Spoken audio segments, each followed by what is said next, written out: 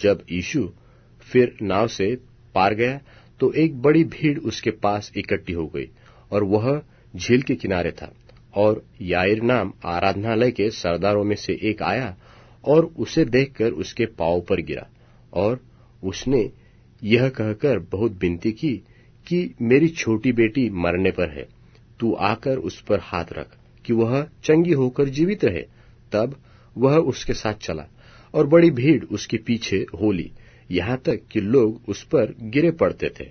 और एक स्त्री जिसको 12 वर्ष से लहू बहने का रोग था और जिसने बहुत वैद्यों से बड़ा दुख उठाया था और अपना सब माल व्यय करने पर भी कुछ लाभ न उठाया था, परंतु और भी रोगी हो गई थी, यीशु की चर्चा सुनकर भीड़ में उसके पीछे से आई और उसके वस्त्र को छू लिया, क्योंकि वह कहती थी, यदि मैं उसके वस्त्र को छू लूंगी तो चंगी हो जाऊंगी। और तुरंत उसका लहू का बहना बंद हो गया और उसने अपनी देह में जान लिया कि मैं उस बीमारी से अच्छी हो गई। यीशु ने तुरंत अपने में जान लिया कि मुझ में से सामर्थ्य निकली है और भीड़ में पीछे फिरकर पूछा, मेरा वस्त्र किसने छुआ? उसके चेलों ने उससे कहा, तू देखता है कि भीड़ तुझ पर गिरी पड़ती है और तू कहता है कि किसने मुझे छुआ? तब उसने उसे देखने के लिए जिसने यह काम किया था चारों ओर दृष्टि की।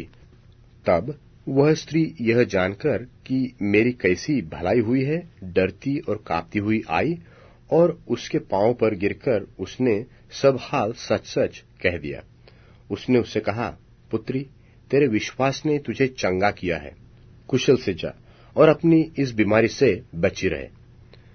वह यह कह ही रहा था कि आराधनालय के सरदार के घर से लोगों ने आकर कहा कि तेरी बेटी तो मर गई है, अब गुरु को क्यों कष्ट देता है? जो बात वे कह रहे थे उसको यीशु ने अनसुनी करके आराधनालय के सरदार से कहा, मत डर, केवल विश्वास रख। और उसने पतरस और याकूब के भाई यूहन्ना को छोड़ और किसी को अपने साथ आने न दिया। और आराधनालय के सरदार के घर में पहुंचकर उसने लोगों को बहुत रोते और चिल्लाते देखा।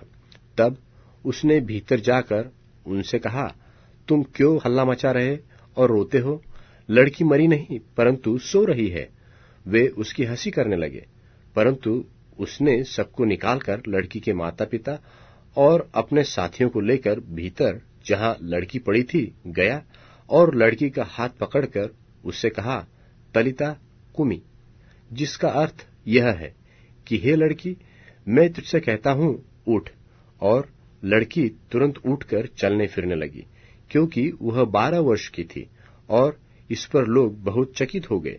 फिर उसने उन्हें चिताकर आज्ञा दी कि यह बात कोई जानने न पाए और कहा कि उसे कुछ खाने को दिया जाए।